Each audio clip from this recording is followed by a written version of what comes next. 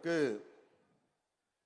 முதற்கணமாக அவர் 100 ஆண்டு காலம் நலமோடு வாழ்ந்து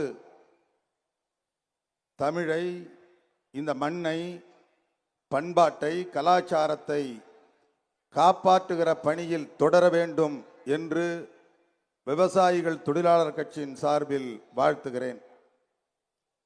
ஒருவரை வாழ்த்துவதற்கும் பாராட்டுவதற்கும் வேறுபாடு இருக்கிறது. பாராட்டுவது என்பது ஒருவர் பிறந்து விட்டதனாலேயே பாராட்ட முடியாது. பிறந்தவர் சாதனையாளராக மாறினால் அவரை பாராட்டுகிறோம். நம்முடைய தளபதியார் அவர்கள் சாதனையாளராக மாறியிருக்கிற காரணத்தினால் இவ்வளவு பேர் அவரை பாராட்டி கொண்டிருக்கிறோம்.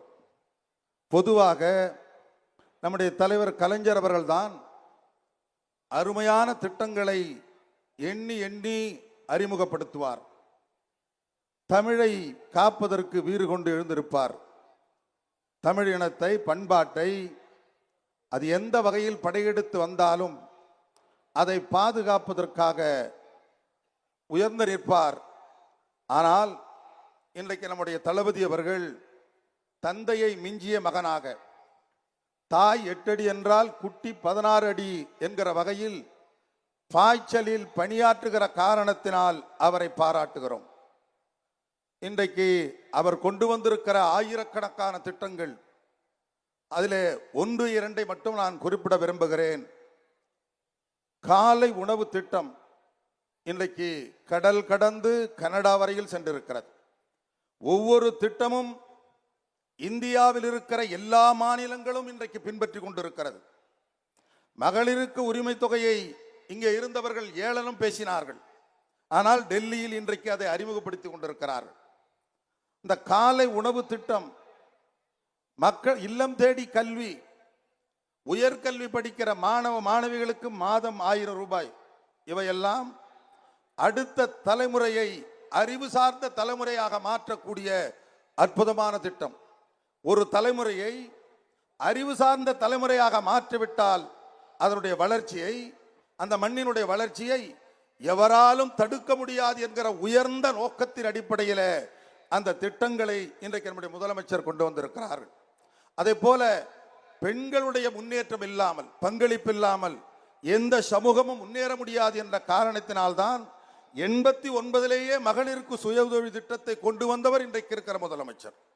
இன்றைக்கு அவர் மகளிருக்கான உரிமை திட்டம், இலவச பேருந்து, பெண்கள் உயர்கல்வி படிப்பதற்கு மாதாந்திர ஊதியம், இவையெல்லாம் பெண்களை சமத்துவப்படுத்துவது மட்டுமல்ல, ஒரு நாட்டின் வளர்ச்சியை அடுத்த நிலைக்கு கொண்டு செல்லக்கூடிய அரிய திட்டங்கள். அதே போல மக்களை தேடி மருத்துவம், அற்புதமான திட்டம். அண்மையிலே முதலமைச்சர் சொன்னார்கள், இந்தியாவினுடைய மருத்துவ தலைநகர் சென்னை. இந்தியாவிலே இருக்கிறவர்கள் மட்டுமல்ல, உலகம் முழுவதும் இருக்கிறவர்கள் எளிமையான தரமான மருத்துவத்திற்கு வரக்கூடிய இடம் சென்னை. நான் கேட்கிறேன், ஒரு சிறந்த மருத்துவம் இங்கே கிடைக்கிறது என்றால் சிறந்த மருத்துவர்கள் இருக்கிறார்கள் என்று பொருள். அந்த மருத்துவர்கள் எந்த நீட் தேர்வு மூலம் மருத்துவராக தேடி இருக்கிறார்கள், எந்த புதிய மொழி கொள்கை மூலம், எந்த புதிய கல்வி திட்டம் மூலம், எந்த மும்மொழி திட்டம் மூலம் அவர்கள் எல்லாம் சிறந்த மருத்துவர்களாக மாறி இருக்கிறார்கள். இன்றைக்கு உயர்கல்வி என்று எடுத்துக்கொண்டால் இந்தியாவினுடைய சராசரி 27 விழுக்காடு.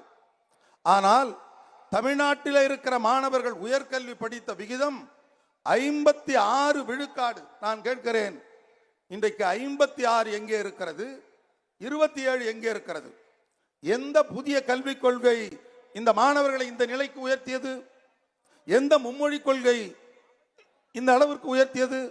எல்லோரும் சொல்லுகிறார், இந்தியை படித்தால் முன்னேறலாம். நான் கேட்கிறேன், இந்திய படித்தவர்கள் எங்க இருக்கிறாங்க? இந்தி படித்தவர்கள் எல்லாம் சோத்துக்கு தமிழ்நாட்டுக்கு வந்து கொண்டு இருக்கிறார்கள். இந்தி மொழியில் என்ன இருக்கிறது? பேரறிஞர் அண்ணா அவர்கள் பேசிய ஒரு சிறிய பேச்சு அண்மையிலே வலைத்தளத்தில் வந்து, இணையதளத்தில் வந்தது. அவர் பேசுகிறார், வடநாட்டுக்காரர் ஒருவர் நீங்கள் முயன்றால் இந்தியை 3 மாதத்தில் படித்து விடலாம் என்றார். நான் சொன்னேன் ஆமாம் என்றேன். உடனே அவர் ஆச்சரியமாக கேட்கிறார், எப்படி ஒத்துக்கொண்டீர்கள் என்று. அதற்கு மேல் படிப்பதற்கு அந்த மொழியில் என்ன இருக்கிறது என்று கேட்டேன் என்று அருமையாக அண்ணா பேசிய பேச்சை அண்மையில் வலைதளத்தில் பார்த்து என்ன இருக்கிறது. இன்றைக்கு சமஸ்கிருதம், இந்தி மொழி, சமஸ்கிருதம் செத்த மொழி. உலகத்தில் 17,000க்கும் அதிகமான மொழிகள் இருக்கிறது. அதில் தொன்மை வாய்ந்த மொழிகள் என்று 6 நாம் குறிப்பிடுகிறோம். இந்த 6ல் 4 பேசாத மொழி, செத்த மொழி. அது சமஸ்கிருதம் 1. ஆனால் தமிழும் சீனமும் மட்டும்தான் 2000 ஆண்டுகளை கடந்த மொழி என்று எண்ணிக்கொண்டிருந்த நிலையில் நம்முடைய முதலமைச்சர் அவர்கள் மேற்கொண்ட தொல்லியல் அகழ்வாய்வு மூலம் கீழடியில் கிடைத்த உடைந்த மண்போடு, அந்த மண்ஓட்டிலே இருந்த எழுத்து, அதை பகுப்பாய்வு செய்த பொழுது 3500 ஆண்டுகளுக்கு முந்தையது என்கிற ஒரு வரலாற்று சிறப்புமிக்க செய்தி வந்திருக்கிறது. இன்றைக்கு தமிழ் மட்டும்தான் உலகத்தில் 3500 ஆண்டுகளுக்கு முற்பட்ட மொழி. இந்த மொழியை அழிப்பதற்கு இன்றைக்கு மத்திய அரசு முயன்று கொண்டிருக்கிறது. நம்முடைய முதலமைச்சரை ஏன் பாராட்டுகிறோம்? இந்தியாவிலே பல மாநிலங்கள் இருக்கிறது, பல முதலமைச்சர்கள் இருக்கிறார்கள், பல அரசியல் கட்சி தலைவர்கள் இருக்கிறார்கள்.